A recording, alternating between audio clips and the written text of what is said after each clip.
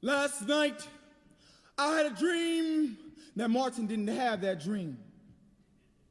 Seeing that paper that he wrote that speech on that changed this world as we know it, just glowing that southern sun with an eerie blankness, haunting my unconsciousness as I watched that pen that he wrote that speech with, that changed this world, that shouted freedom from every mountaintop, just roll across that penny brown table and commit suicide against Miss King's freshly waxed hardwood floors.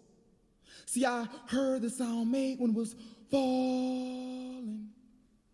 It made the same sound those innocent children in Hiroshima heard, the same sound those innocent children in Nagasaki heard, and I felt the same way those African kings and queens felt as shackles reappeared on my wrist and the red tears of Cinque slid down my brown cheeks, dripping off my chin, painting aside the Amistad facing home. See, in this dream, I became Cinque, but I would not cry tears of bravery. I would not compose my breath, compose this storm of mutiny. I would just give myself to the bowels of the Atlantic and float lifeless in her womb, and the history of the Mende tribes would be lost 3,821 feet beneath this ocean.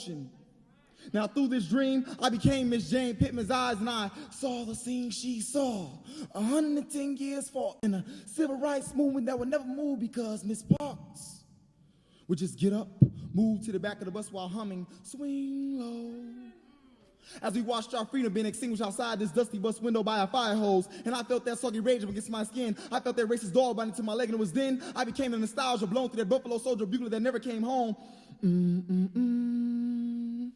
I heard the taps being played in my head over and over and over and over again. Saw black men bear the Confederate soldiers' uniforms. I saw black men bear the Confederate soldiers' uniforms. I smelled the cotton burning in the fields. I rolled this crazy horse. I am this crazy horse. Galloway thunder in my hooves and that Turner on my back. I am that Turner racing against the wind with every southern white man either running from me or trying to get me. And I am Malcolm X. I am this dark woman standing on the target of this nuclear bomb, glossing my lips while beating on conga drums, stopping like this only to put my middle finger out my palm. And I am those locks you dread. I am those locks you dread. I am those kinks you wish I perm. I am this Ebonics tongue you wish I get rid of, and this perfect English you wish I learn. I am this voice screaming off this paper like loud whisper. This last night was a poem that I never had. It was a dream that things that were never was, like Jordan never dunked and Billy never sung and Martin wasn't born and Malcolm kept dealing and black ink wouldn't be because I kept sinning and wasting life. Conscious breaths I never breathed. Jesus never wept, Muhammad couldn't see. The Quran, the Bible were lost beneath the sea. History had no beginning. There was no Adam. There was no Adam.